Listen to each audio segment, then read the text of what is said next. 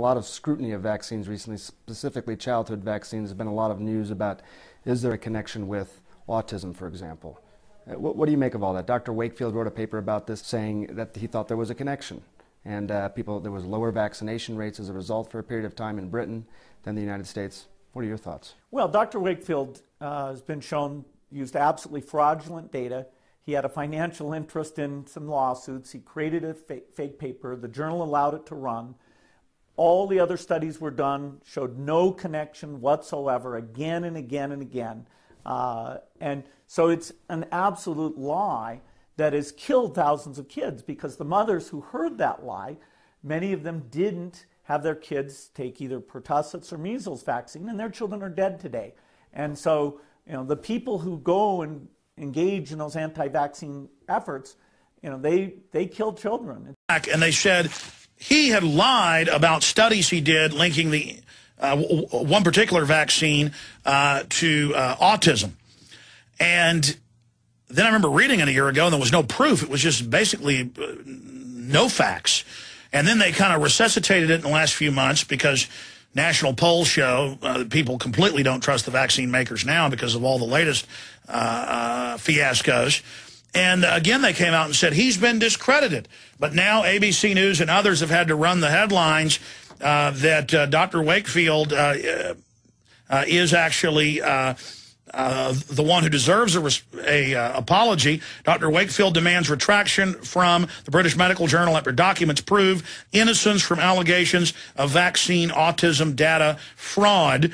And that is the fact that there are nearly 30 million children in this country with chronic immune and inflammatory disorders. Disorders which you and I know when we were kids we rarely saw. So these. And by the way, you're a gut doctor. I've interviewed brain surgeons, neurologists. They say it's in the brain, it's in other organs. You're just studying the gut. It's hitting everything. I mean, it's wreaking havoc, and there's studies just spewing out, and the system can't stand it. They've got to choose somebody who's very prominent and has Jenny McCarthy forwarding his book. They've got to pick somebody to try to crucify to scare everybody off. And the truth is they're failing. This extravagant, elaborate, very, very expensive public relations campaign has failed, and the polls that you referred to show exactly that. The public know what's going on. It's not that I've made it up. It's not that I've created a scare. I, as a physician, responded appropriately, professionally, and morally to a scare. The parents were concerned because they knew what was happening to their children. It's going on all over the world.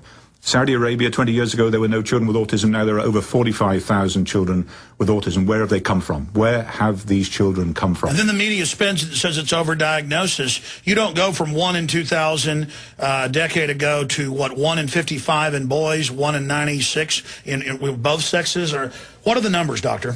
The numbers now in the UK are about 1 in 58 children. The numbers in the US, I'm sure, are approaching that. But Dr. Boyle, my predecessor, Congressman Weldon, was a well-respected, competent medical doctor. But I gleaned from him some certainty that he felt the thimerosal in vaccinations definitely was a contributing factor to autism. And I wonder if the CDC has conducted or facilitated a study comparing vaccinated children with unvaccinated children yet. Have you done that? We have actually done a number of studies looking at the relationship between thimerosal vaccines and autism and other developmental disabilities. So clearly, definitely, unequivocally, you have studied vaccinated versus unvaccinated. We have not studied vaccinated versus unvaccinated. Oh, that was, okay, never mind. So just stop there. That was the meaning of my question. You wasted 2 minutes of my time. What steps has the CDC undertaken to ensure the integrity of the research that was performed by Dr. Thorson, who, as you know, has been indicted for misconduct and misallocation of resources?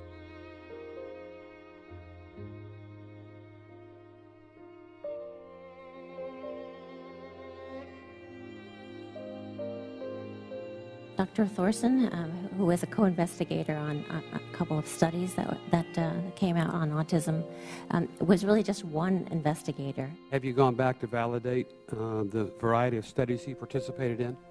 I mean, you know, this guy is a humongous scumbag, one of the most wanted men on earth. and you relied upon him for data to determine whether thimerosal had a negative effect?